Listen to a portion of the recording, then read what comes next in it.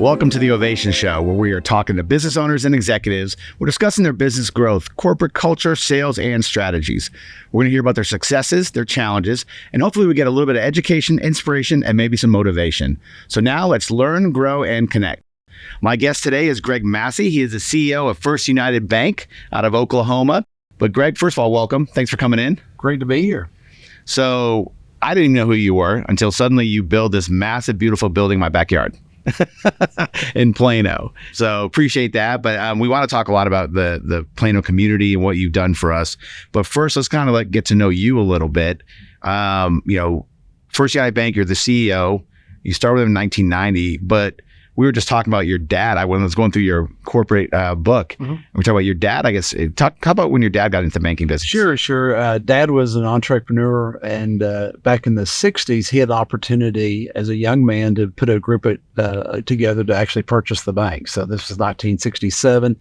And so he was one of 12 other people there in the community that purchased the bank. And over time, he continued to buy more and more shares of the bank. In 1987, he was able to buy a controlling interest of the organization. He called me in 1990. I was living in Tulsa. And he said, Greg, why don't you come back to Durant and let's grow this thing? And I'm like, I'm really not interested in living in Durant, number one. Number two is I've got my own life up here. I'm enjoying with what I'm doing. And 2 days later, I ended up moving. So it's been a great journey since 1990 and love what we've created. But more importantly, just the love that I think not only do I have, but our company has for our customers, our communities, and the impact that we can actually make on people's lives. And so it's been quite a journey the last 34 years now. And it's also, I mentioned to you before we got on the air, just how much it meant for me to be able to work with my father. He was a great man. I learned so much for him. A lot of stuff you see, expressions you see from Spend Life Wisely to Love and Impact to the way we serve our customers came really a lot from his heart and us listening deeply, not only to him, but also our customers. We were talking about family and working together and how that's kind of disappeared nowadays. And then how, back in the days, families had to work together, and you stayed on the farm and you worked and you built that. So you've got a family too. So you started with your dad, but you're married. Do you have a wife, Kay? Yeah, my wife, Kay, and we've been married 21 years, have 3 children, and so I have 2 grandchildren, Blake and Brooke. Brooke works at the bank in our marketing group. Of course. And then my son, I got a son that's 29, that's in the car industry, and loves that. And then I have a 19-year-old that's a hardcore entrepreneur. So he's been fun to try to control. So I told him the other day, I said, I think you might be the first kid to ever graduate high school with $4 million in debt. And because he loves buying and selling businesses. Oh, wow. And so so that's a little bit about the family. So that's really cool. Yeah. And you said you live at the lake now and you enjoy your weekends with Kay, and that's awesome.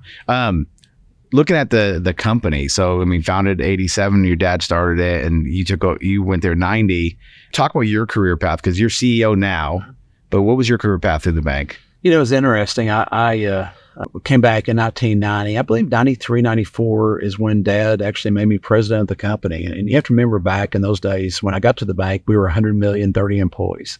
And so we've had tremendous growth. I think our compounded growth rate's been 19% since that time. Wow.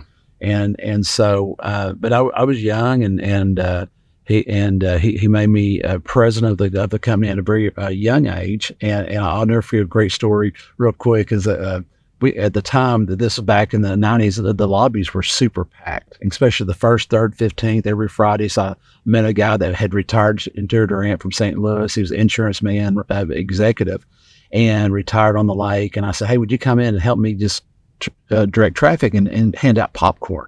So, someone eating popcorn, they'll forget how long they were in line waiting on the transaction. So I thought it was a great idea. So here comes the gentleman. He comes into the bank. He said, I want to talk to the president of the bank. And I said, hi, I'm Greg Massey. I'm sitting there next to the popcorn guy, Dick. And he goes, no, this is it took me 5 minutes to convince him I was actually the president of the bank. I looked like a young kid. And here's this executive that looked like, the popcorn guy looked more like the president of the bank than I did. That's funny. I love it.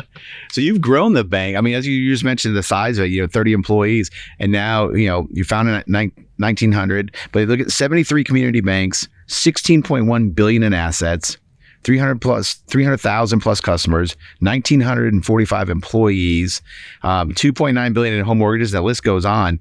I mean, it's incredible. And you mentioned it. I think you said you're first in mortgages in Oklahoma and fifth or fourth in Texas. Yes, sir. So I mean, that's such a struggling market right now with the way the housing is. But that's incredible, just in general, of what you've done. Well, it's interesting. We been doing the same thing just over and over again, and started, there in the Durant community, and it's expanded. And same thing that we're doing in the Plano community or the Dallas community. So just, how do you take care of your customers? And we really believe in a stakeholder methodology, which is if we can take really good care of our employees and actually create purpose in their heart to actually serve other people, we can create a experience that most people can't deliver in other industries. And so, we always say, hey, we don't like to compare ourselves to other banks. We want to compare ourselves to the very, very best in whatever other people do. So what is that customer experience? What's that employee experience? And as we continue to elevate both of those experiences, the growth just comes. So it's just never been like, how big can we get, but how can we actually create a better and better experience for our customers and our employees? Well, I think that experience and what you're doing is what fuels that growth. Absolutely. Definitely. So let's talk from Oklahoma to Plano. How did that happen? What was the... Sure. So, back in 1990, we started growing and buying community banks in Oklahoma. We eventually had bought a bank in McKinney and also down in Crum, Texas, which had extended out into the Denton market. And so that was kind of our first, and that was 15 plus years ago. And then we did the American Bank transaction 8 years ago. American Bank was about the same size bank. We were about $3.5 billion at the time. They were $2.5 billion. And then and they had locations in Frisco and Dallas, also all the way down to San Antonio area in Austin area. So anyway, that really got us going down the I-35 corridor in Texas. During the growth of the mortgage company about 10 years ago, we said, hey, we were growing that business so fast, we weren't able to grow the back room of that in Durant. And so we moved that to originally McKinney, then into Plano. And so a few years ago, as the bank was growing in the Dallas region, and we had all the employees in the mortgage company already in Plano, so we just did our second corporate office building, which you're talking about. That's by your home. Off the toll road, and to allow us to continue to grow the mortgage business. Also have a second corporate office for the banking, just as we continue to grow and the talent that you need to attract. This Plano market has been a great place for us to attract great talent for us to continue to grow the company. Well, as a leader in Plano and being involved with a lot of the Plano Chamber and Leadership Plano, a lot of things, it's great to have companies like yours come into our community, number one, because you've been an asset since you've been here. I mean, a big asset in the community, which is why I wanted you in.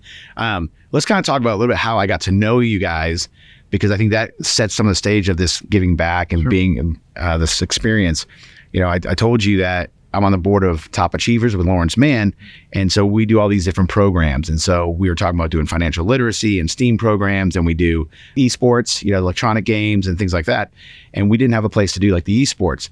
And so he's like, well, we're going to use this First United Bank building. I'm like, the banks let us use like their conference room? Okay.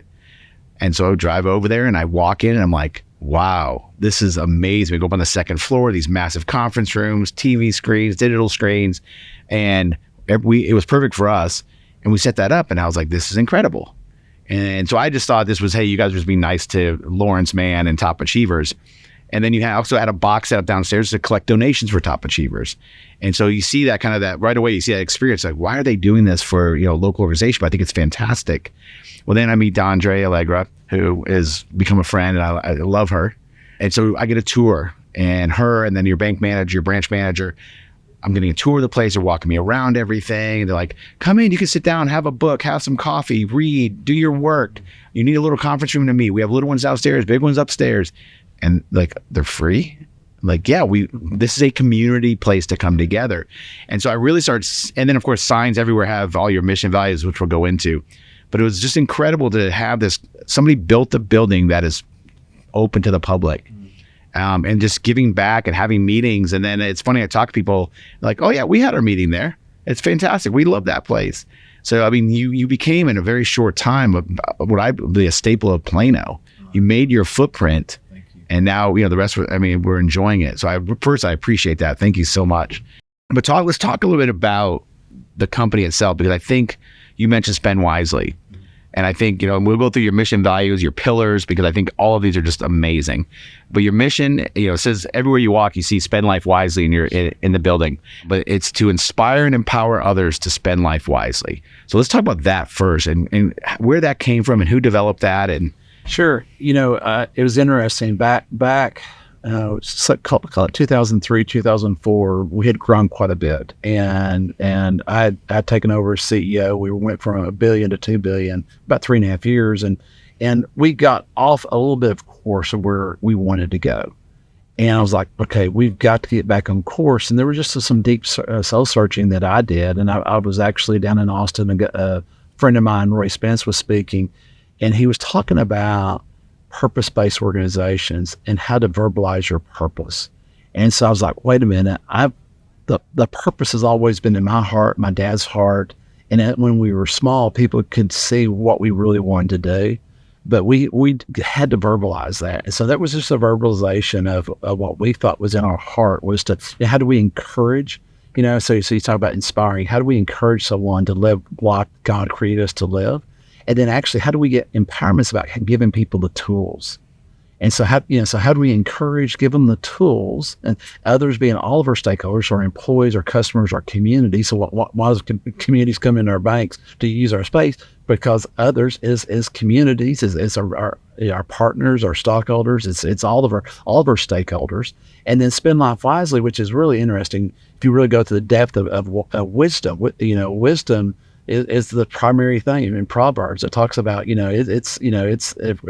is the primary thing. And if we're going to live a life of wisdom, what would that actually look like?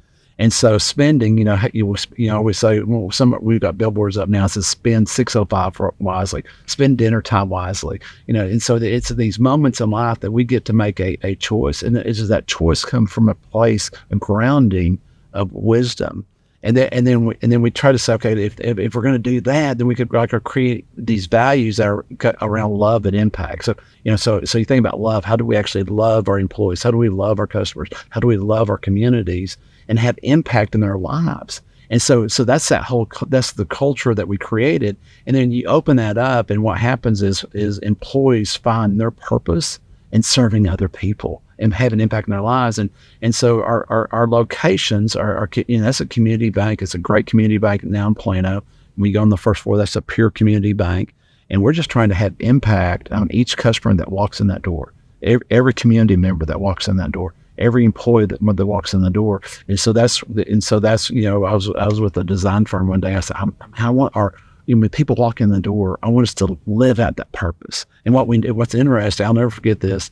When we designed this about 9 years ago, we started these conversations where I'm with the executive team, and the executive team said, Greg, we need to be putting all our money on technology, and we shouldn't be spending any money on our locations.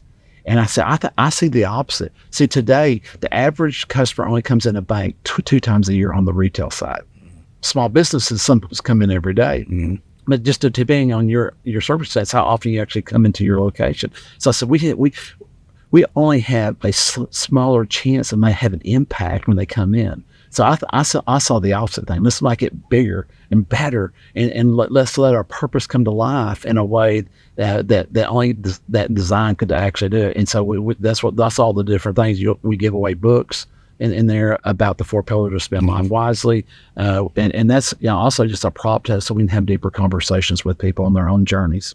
Well, I think you hit that, because when I walk in there, and I'm there, I probably stop in once every 2 weeks, because of course I told you we opened our Velvet Athletics for our pickleball company. We opened our bank account there because of what we experienced with you and the community. And it was fantastic. I love going in there because everyone is always, the welcoming.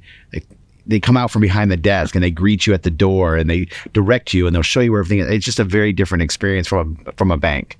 And I love it in the community. But let's talk about those. I guess we go on the values, but values and pillars. We'll go to pillars first because I really love those. You talk a lot about faith and you talk in God, and I love that. I think the companies that having the biggest impact in our communities are putting God first in their business. Absolutely. And I love that you're open and you do that, because I mentioned Dave Stone with First Rate. They're very much the same as well. But let's talk about you first. You have faith. Treasure your faith. Talk a little bit about that. It's interesting. I will say when we originally started the purpose of Spend Life Wisely, it really started out with the financial well-being. And then inside the company for years, my father, we to this day, we have an annual meeting. At the end of every annual meeting, when he was still alive, he'd get up and say, always put God first, your family second, and work third. And so that started back in the early 90s, and that was always part of the culture.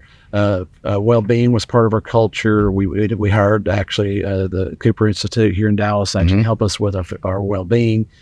Personal development became a huge deal inside. And as we grow, how do we develop ourselves?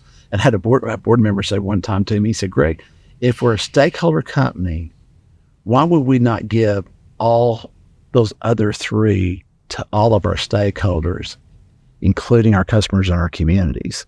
And I said, one word, I don't know. I said, I don't know so fast. It seemed like one word.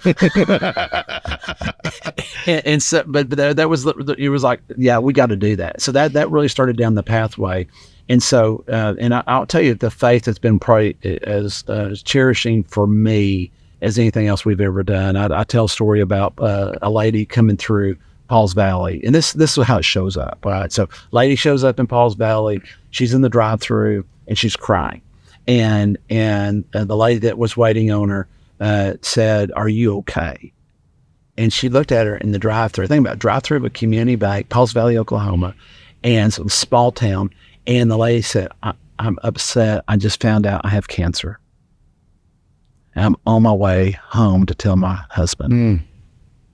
I'm sorry." She said, no, it's okay. And so she went out to the drive-through. The lady, so think about it, she's in the drive, she's in the window. She walks out the side door, walks out to this lady's car, lays hands on her and prays for her. Oh, wow. So I called her and I said, that's like the coolest thing ever happened in an organization. And this many years ago. And she said, Greg, thank you for allowing me to be who I really am.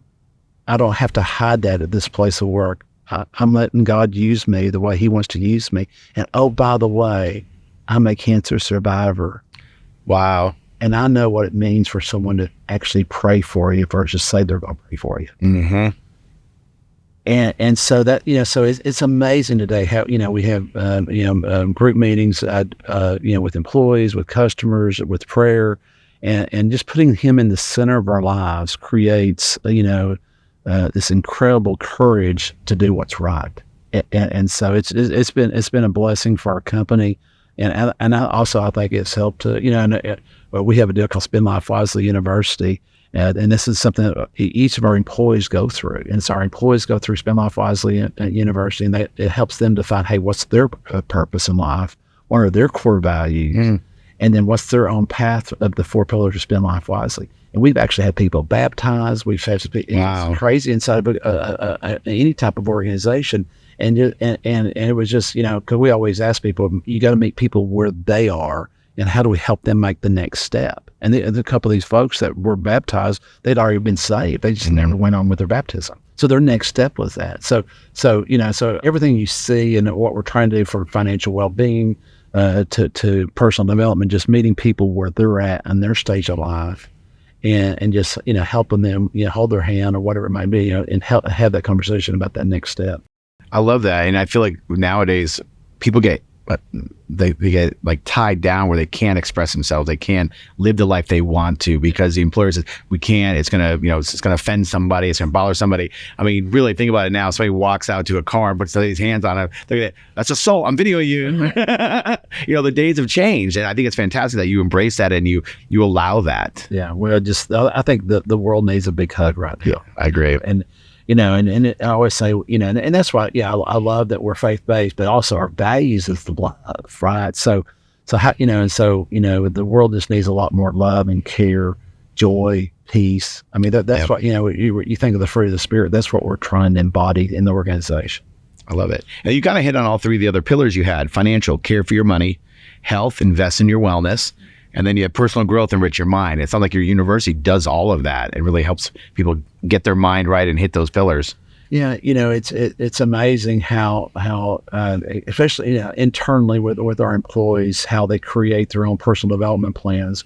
And when we actually develop in all 4 of those stances in our lives, how much more of an enriched life we actually live. And so, you know, you're in the healthcare business, and having, 2,000 employees staying in shape. I mean, I was telling my wife, I said, I feel better today than I ever felt in my life. I've taken care of myself the last 40 years. I have great energy. And so, and I want that for all of our customers, all of our employees, our community members, and taking care of yourself. And as you know, in the healthcare, if you take care of yourself and eat right and work out and do all the things you're supposed to do, drink plenty of water, the chances of other disease goes way down. And so the encouragement of people feeling good is a huge deal for us. I love it. So going to your values, then we talk a lot about faith already, and then family and integrity. So those are. I love it because you walk into the building, those are everywhere. Yeah. Which I think it was Ray Hunt with Hunt Oil. He when he spoke before he passed, he talked about that. He had values, and they hire everybody around their values. They put the values everywhere. They do things throughout the year to make sure that everyone is living up to those values, that they fit into the culture of the company. Mm-hmm. So looking at your values of family, faith, integrity, and then of course your pillars, when you're hiring people, what do you look for? How do you hire? Well, it's really interesting. You have to do everything around those values, and values. You think about values; they're actually standards. This is a commitment saying we're going to put God first.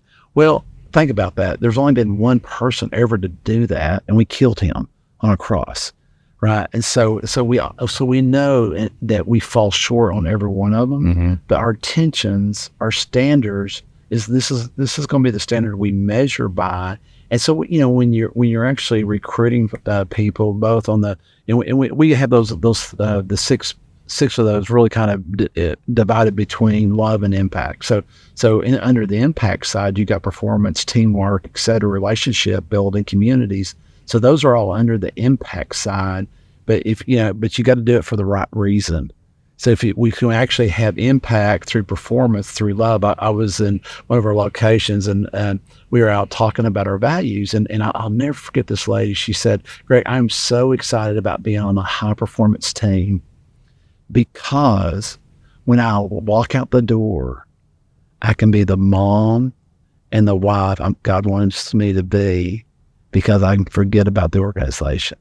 I think sometimes as leaders, we forget that actually letting people, what's the standard for performance? And then that actually relieves stress in our life, not add stress. Yeah. It's the opposite. And so it's really that balance of those two things. And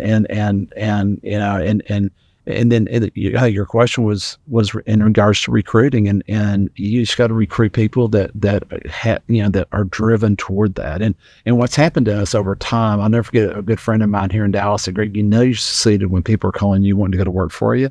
And so now it's almost like a self-propelling thing, because people that have faith in their life want to come to work for us. People that care about their families want to come for work for us. People with high integrity want to come from work for us. And the other ones, the performance side is kind of normal in our industry, but the other ones are a little bit odd. And so, and I tell you, the big banks especially have gotten so woke. They're just running their better, some of their better employees away from them. Well, I think it's important. Yeah, you live your values, live who you are. Don't change it because of what society's doing right now, or because, again, people are woke or upset about something. I mean, it's such a fragile society we have right now. I want to ask you a couple things, a couple questions. So one, going back to your dad, tell me something to this day that your dad taught you that sticks with you throughout everything. He was a very wise man, and I need to, at some point, like, write all this down. But there's just all kind. It was like an everyday leadership program. So it was. I used to laugh. He was not the 1 minute manager. He was the 1 second manager. Yes, everything was quick. Decisions were made fast. We didn't chance for that. Not moving quickly.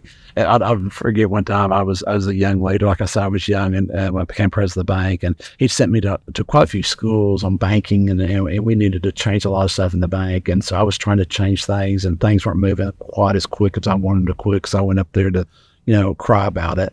And he looked at me, he said, "Greg," he said, "it's hard to be a leader if you have no followers. Would you go work on that before you change things?" Oh, wow. I love it. No, so here I am, 29, 30 years old, just like wanting to go cry at that point. Like, hello. Like I have nobody behind me. How do you change anything Yeah. without followers, right? Yeah. And I was so focused on the goal versus being a real leader. That's excellent. Well, so what's in your own, for you, what are some of the, I guess, leadership qualities or things that you find most important when you're leading? It's interesting. I think most folks, would say my greatest quality would be vision. Without vision, people perish. Mm-hmm. Yeah, and so I think our company is a shining example of creating vision and strategy to actually do something good in the world, and how with vision and great strategy, you can actually get 2,000 people behind you to actually make change in the world. And so I think you can walk into our bank in Sherman, Texas, or Arbor Falls, Texas, Seguin, Texas, and feel the same thing, because there's this vision of having an impact on 10 million people, and we've got 2,000 people totally focused on that. And so I think having that vision and creating a sense of community, the sense of pride of making a difference in people's lives. I mean, I think that's what real leaders do, is try to do that. Well, they have that vision, delivering, but you can have a vision and no one carries it out. Yeah. But having that 2,000 people behind it carrying that vision is amazing as a leader. I mean, well, and I've been amazed just how many times you have to repeat things, and that's what I mean. You talked about our locations. I mean, part of the thought process of I had a meeting one time. I was with a group of leaders, and I was like, how do you get your purpose and values off the wall, and how do you make them real? And everybody knows the story of Enron. They had great purpose and values, right? But they didn't live by their purpose and values. And so, like today, I sent out a weekly letter to every employee about purpose and values. Every meeting in the company starts out with check-ins. How's your heart? How are you doing? Are you here? How's your life? And then we do a section on purpose and values. So the leader here is really that deal. We'll talk about one of those values, and maybe a personal story, how it's impacting their life, or something they're doing with it, something they're seeing with it. And at the end of every meeting, we do appreciations, go around the room and just say, man, thank you so much for having me today. This is such an honor. And it's amazing when other people feel appreciated, because meetings sometimes, you always feel like I'm not completely prepared, or they just gave me 5 more things to do and I don't have enough time to do what already was on my list. And so having to know that other people around the table appreciate you. So that's part of that environment you're trying to create with purpose and values, and trying to make it come alive. And then you're putting stuff all over the walls, the different places in the organization where people, I got to remember, this is our values. I got to live by this. I've seen so many companies too. They have their purpose, values, mission, but it all sits in here's your employee handbook. It's in there and it's never mentioned again. Exactly. And it just sits there. And again, we walk into your facilities and it's everywhere. Yep. You can't help. Spend life wisely. It's the first thing I think of when I think of you. Yeah. Because you see it everywhere. Well, I was in New York at a big baker thing a few weeks ago, and this guy came up. He goes, "Are you the Spend Life Wisely banker?" and I forgot that. So yes, I am. we renamed our holding company Spend Life Wisely Inc. Oh, did you really? Yeah, I love it. And so I thought it was pretty cool. And then this thing that I was in, after I sat down, I was like, that was funny, but that's the name of, I forget, that's where he was getting at. But it is amazing how that tagline that has meaning, so much deep meaning behind it. Mm-hmm. Right. I think sometimes people like, oh, that sounds cool, but is there something deeper? And I've been involved in conscious capitalism for a long time, and I'm such a high believer. I think capitalism is the greatest thing we humans have ever created. But conscious capitalism is, can you actually do something a step above that? And so can we actually have, not only a purpose for our company, but can we have a higher purpose? So Spend Life Wisely is not purpose, but it's a higher purpose. And then can you actually create conscious leadership inside of that culture to actually move it forward? And can you have a stakeholder model and core values that really lifts people up? I love it. I mean, just everything you're talking about is fantastic. So one more question, and then we'll get out of here. But think about, through your career, a mistake that you made and what you learned from that. What's a good leadership, something you learned from maybe a mistake that you did, or maybe your dad did, or somebody that you saw? probably the thing that I've struggled with the most, and it's amazing how we as humans continue to make the same mistake. And as you become a leader, I mean, people just, everything you do is magnetized. Mm-hmm. And so I can be so passionate about what we're doing. I can see what the company looks like 10 and 20 years and 30 years down the road, and the impact we're going to have on human lives. And so my sometimes, I don't know if it's a balance of impatience and passion, but it can come across too intense. And so I really have to really work on my intensity with our employees and show that love and care versus the passion and desire to make an impact in the world. So that's probably my own personal struggle. I've struggled with the years, and you want to here's our plan. Let's go get it done. Let's make it happen. Like, slow down. Let people catch up, Greg. Not everybody dreams about this every night like you do. It's funny you say that, because that's what when we're implementing EOS the past year, realize I'm the visionary of the company, and I get very excited and enthusiastic and go, and I'm looking 20 miles down the road and trying to get everyone else excited. Sometimes you have to learn to dial it back in. Even my wife will tell me, she's like, calm down a little bit. Just calm down a little bit. I get very excited. Exactly. And so, you have to learn to dial that back. What's the balance, right? Yeah. And like, relationships are one of the most important key ingredients of my life. And then I can let, try to, performance handle my relationship side. And so I think there's a real, way to balance that. And quite frankly, my dad was a master on the other side of that. Really? He was so much better than I am.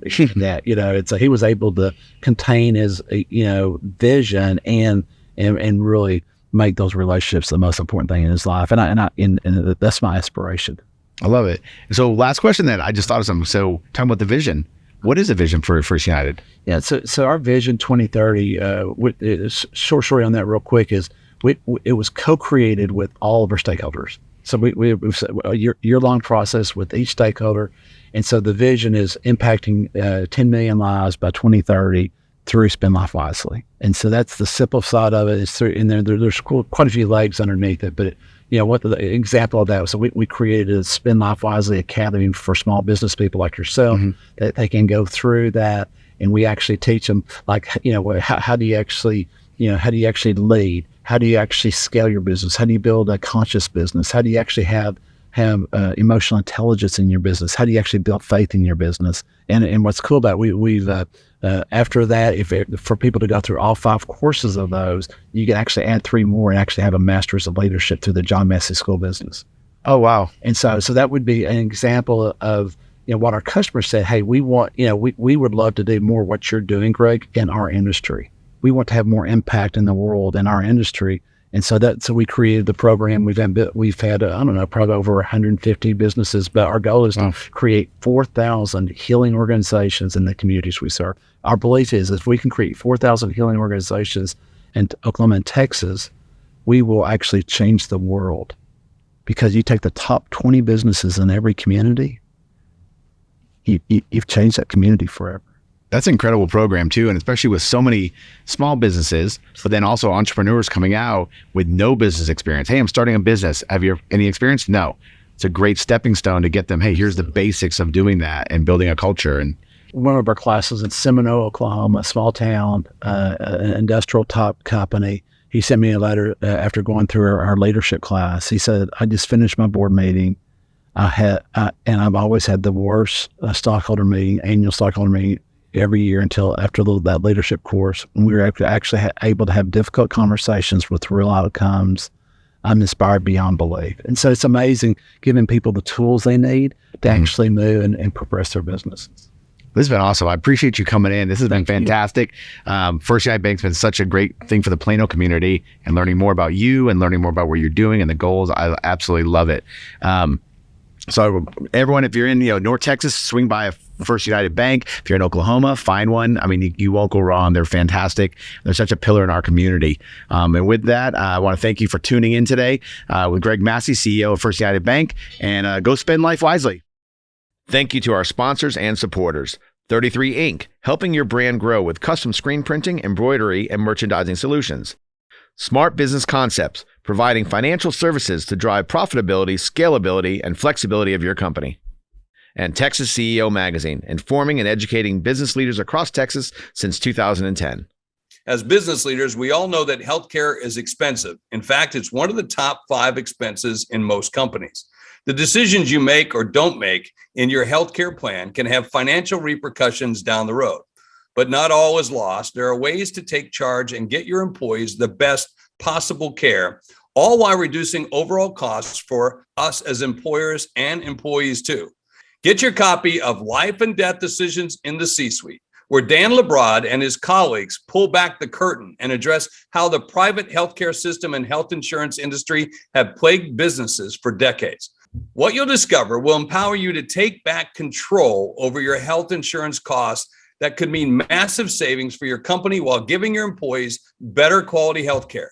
Get your free copy now at the link below or using the QR code provided.